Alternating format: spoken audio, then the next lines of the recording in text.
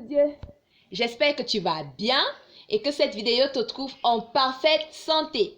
Alors aujourd'hui, j'aimerais te partager un petit témoignage, d'accord? Un petit témoignage pour te faire comprendre que tu es choisi, tu es élu, d'accord? Alors, autour de moi, je voyais des hommes de Dieu et des femmes de Dieu qui étaient puissamment utilisés par Dieu. Ils avaient de grands ministères, ils chassaient les démons, ils guérissaient les malades et j'ouvrais mes yeux et je regardais ça et je voulais ça. Et je demandais à Dieu, Seigneur, remplis-moi. Seigneur, fais en sorte que moi aussi je chasse les démons. Seigneur, utilise-moi pour guérir les malades. Utilise-moi. Je veux parler en langue. Je veux parler en langue. Et j'ai passé beaucoup de temps à prier et à demander ces dons à Dieu. Et au bout d'un moment, ça n'arrivait pas. Je n'avais toujours pas ces dons. Et j'étais un peu déçue. J'étais déçue. Et puis j'ai dit à Dieu, mais pourquoi moi tu ne me choisis pas? Pourquoi tu ne me choisis pas pour faire ton œuvre? Pourquoi tu ne me choisis pas pour faire ton œuvre? Je veux que tu me choisisses pour chasser les démons. Je veux que tu me choisisses pour guérir les malades. Je veux que tu me choisisses pour parler en langue. Mais pourquoi est-ce que tu ne me choisis pas? Alors, j'étais là avec dans ma logique là que Dieu ne m'avait pas choisi. Il choisissait les autres et moi, il ne voulait pas me choisir. Et puis une nuit, alors que je m'apprêtais à dormir, alors que j'étais déjà même allongée, je cherchais le sommeil, j'ai clairement entendu cette pensée, du moins j'ai ressenti au fond de moi, j'ai compris quelque chose qui me disait, écoute, et quelque chose, je sais maintenant que c'est le Saint-Esprit, d'accord? Je sais que c'est le Saint-Esprit qui m'a fait ressentir cela, qui m'a fait revenir cette pensée-là qui me disait, écoute, je t'ai choisi. C'est-à-dire, ça m'a fait penser à Jérémie. Quand il disait à Jérémie, je t'ai choisi bien avant que tu ne sois conçu dans le ventre de ta mère. C'est ce que j'ai ressenti. Je t'ai choisi depuis longtemps. Tu es choisi. Rappelle-toi. Et là, j'ai revu le film de ma vie. J'ai revu des choses que j'avais oubliées.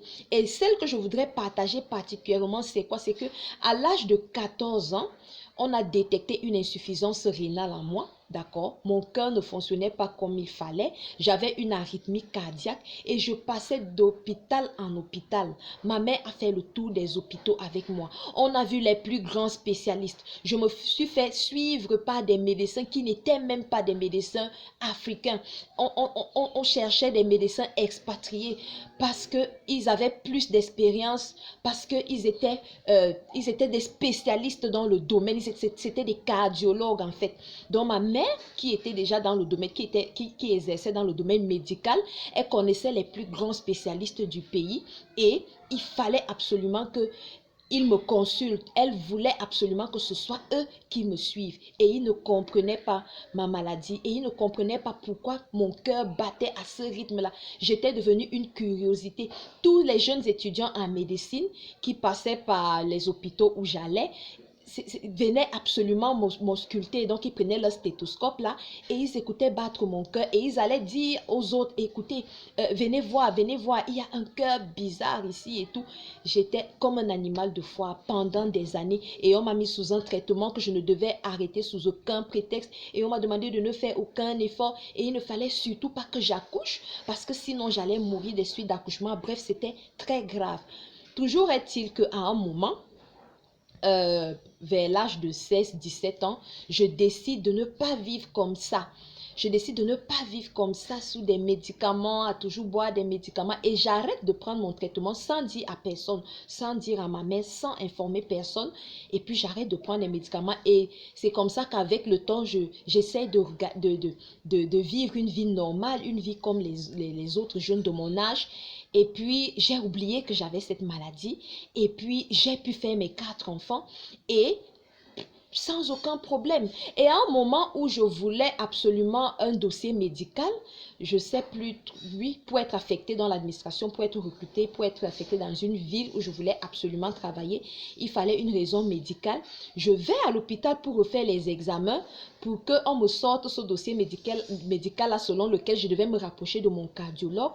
Et quand on refait les examens, plus rien. On ne retrouve pas l'arythmie cardiaque. On ne retrouve pas l'arythmie cardiaque et comme je disais, j'ai pu avoir mes 4 enfants, 4 accouchements sans problème, sans souffrir de rien. Alors cette nuit-là, cela me revient Dieu me rappelle cela. Écoute, je t'ai choisi. Je t'ai choisi. Combien de personnes meurent chaque année des suites de problèmes cardiaques? Mais moi, je suis vivante. Mais moi, je suis là sans plus avoir aucun problème cardiaque. Et à l'époque, je n'étais même pas née de nouveau. Je n'étais même pas née de nouveau, mais Dieu m'avait déjà mise à part pour te dire, ma soeur, que toi aussi, tu as forcément une histoire particulière. Tu as forcément ton témoignage avec Dieu. Ne regarde pas ce qu'il fait avec les autres. Il a son plan pour toi. Il sait pourquoi il t'a appelé. Il sait comment il veut t'utiliser. Regarde les parties du corps. L'aisselle n'est pas forcément vue par tout le monde. L'aisselle est parfois cachée là. On ne voit pas l'aisselle, mais l'aisselle a son utilité. Toi aussi, dans le corps de Christ, tu as ton utilité. Tu as été choisi. Tu as été appelé. Ce n'est pas parce que tu n'as pas les dons que tout le monde a. Ce n'est pas parce que tu ne vois pas des miracles. Ce n'est pas parce que tu ne fais pas des choses spectaculaires que tu n'es pas importante. Tu as ta place dans le royaume des cieux. Tu as ta place dans la maison de Dieu. Tu as ta place d'enfant de Dieu. N'en doute jamais. Dieu t'a choisi. Et ce, avant que tu ne sois conçu dans le ventre de ta mère. J'espère que cette vidéo t'a convaincu. Si c'est le cas, n'oublie pas de me laisser un pouce en l'air. Shalom.